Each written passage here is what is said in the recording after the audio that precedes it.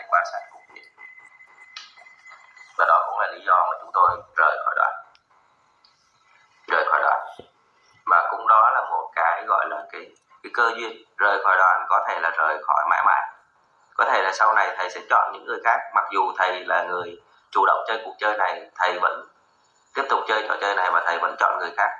Chúng tôi vẫn chấp nhận, bởi vì chúng tôi cũng muốn là mọi người bộc lộ ra hết đi.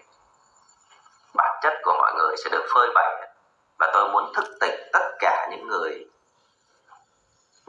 yêu quý thầy Minh Tuệ.